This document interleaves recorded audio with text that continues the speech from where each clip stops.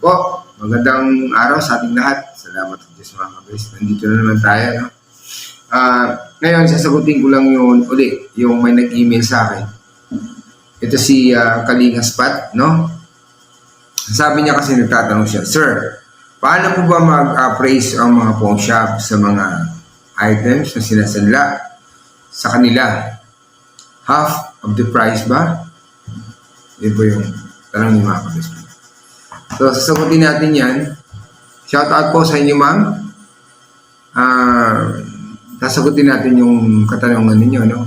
Alam ko, marami din gustong nagtatanong din marahil na kung paano nga ba mag-appraise ang isang pawn shop, ano? Ngayon po, alam nyo, ay mga kapres, no? Unang-una, dapat nyo malaman, no? Dapat ating malaman, ano ba yung tinatanggap sa mga pawn shop, no? Diba, mga gold, yung platinum, yung iba, sumatanggap siguro ng palladium, no? May mga white gold tinatanggap po. Tapos may mga, alam mo naman, may mga jewelry tayo, may mga perlas, no? May mga colored stone, may mga diamonds po. Hindi po kasi, may iba't ibang pawn shop kasi yan, mga kabes. May mga pawn shop na tumatanggap na may diamond. May pawn shop naman, hindi kumukuha na may diamond, ano? May pawn shop naman na hindi kumukuha talaga sila. Karamihan, no? Hindi kumukuha na may perlas, no? Kahit mga South Sea pearl yan, kahit mga Mikimoto pearl yan, no? Kahit mga medyo mamahaling mga perlas, hindi yan kumukuha. Ang mga pawn shop, binabawas silang timbang kasi gusto nila gold lang talaga makukuha or yung tinatanggap nila, ano? So, binabawas yung timbang doon sa mga perlas, gano'n po. Ano? Kaya marami yung tinitinan tayo dyan, no? Kasi baka may pagkabili mo sa isang jewelry mataas dahil may perlas, no? May South Sea pearl, no? May mga colored stone, no? Kaya ang pagbili mo, marami sa presyo. Pag sinanla mo, bagsak ang presyo, mga kapres. So, may talaga pag puro gold na bibili mo. Kaya mag-start tayo sa gold. Ano po? Bago tayo pumunta sa diamonds, sa gold muna. Kung nagsasanla ng gold, ito yung binabanggit ko last time na pag nagsasanla, ang appraiser, marami silang kinukonsider dyan. Hindi nila ibibigay yung buong appraised value na yan, yung rate na binibigay sa kanila ng company. Pinipili lang kasi nila yung mga customers. Ano, pag good customer ka, maganda ang record mo, wala kang pinaparimata, binibigay nila yung highest appraised value, mga ka-best friend. So, nagdadagdag po sila ng pag talagang maganda ang record mo, wala kang pinaparimata, malaki ka magsanla, suki ka na, babalik-balik ka. Wala pala yung bawa, baguhan ka sa isang pawn shop. Siyempre hindi sila bibigay ng yung excellent appraised value. Marami silang tinitingnan, mga ka-best friend.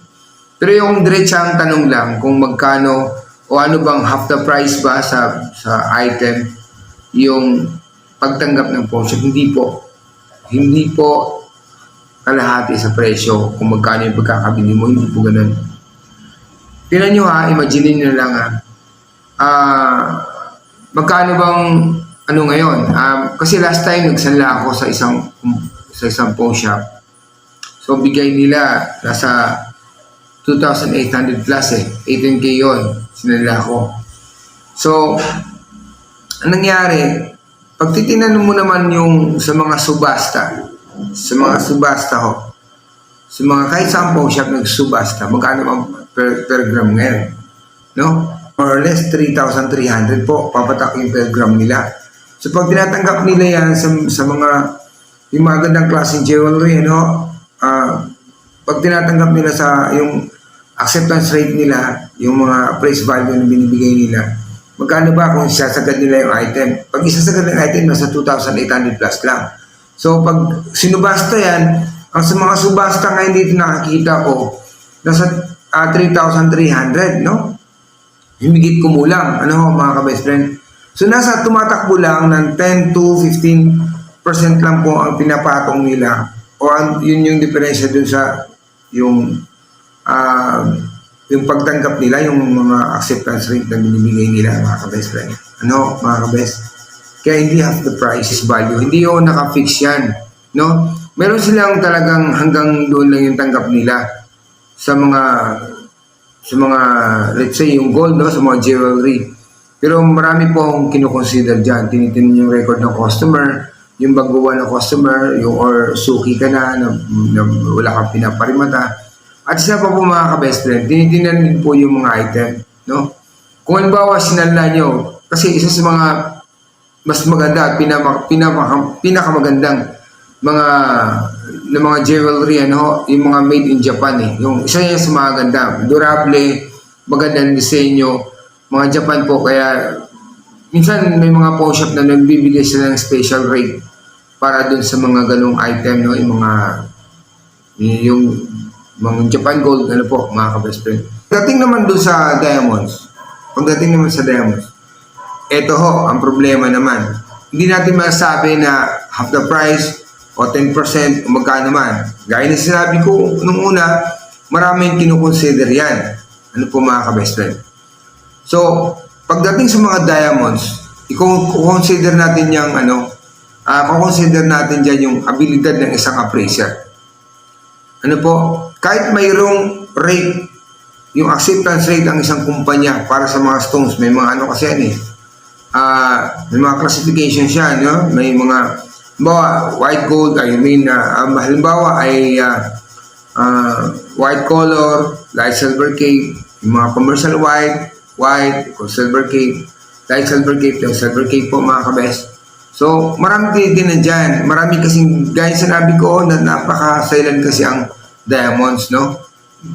Hindi lahat ng appraiser tumatanggap na yung diamonds actually, no? May mga appraiser na hindi tumatanggap ng diamonds, tumatanggap na sila masyadong mababa, lagi silang nag-playing safe, no? Kaya, kukonsider natin pagdating sa diamonds, pag sinala mo diamonds, kukonsider natin yung kakayahan ng isang appraiser sa pagtanggap ng isang diamonds, no? Lahat po yung, kaya nga ho, ang diamonds talaga mahirap. Pag bibili ka ng diamonds, masyadong mahal. Pag sinala mo, mababa lang. So may mga problema kasi doon. Yung pagkabili mo pa lang, maaaring hindi na naging tapat sa'yo yung nagbenta sa'yo. Masyadong mahal. Kaya nung ibinenta mo, isinanla mo or ibenta mo, ibibenta mo or sasanla mo man, mababa, bagsak ang presyo. Kasi mahal po yung pagkabili ninyo. Ano ho? Kaya maraming kinoconsider dyan. Kaya mahirap talaga pag nasabihin natin na half the price. Hindi po ganun. Pagdating sa gold, 10 to 15% lang po ang diferensya sa presyo, sa per gram ngayon. Pagdating sa diamonds ho, marami kinoconsider dyan. Kaya advice ko nga ho, kung bibili kayo ng mga diamonds, huwag kayong basta bumili. Dapat ho, may kasama kayo o patitingnan nyo muna sa mga taong marunong tumingin ng diamonds. Para hindi ho kayo mapamahal o maloko man lang, no? Kasi maraming alam mo na, magaling mag-sell stock, no? Hindi naman porket diamond bilhin nyo na agad, no? Lalong-lalo na kung nag-invest po kayo sa mga jewelry, dapat hindi ganun mga kabisman. Yun lang po ang bigay ko sa inyo sa ngayon, no?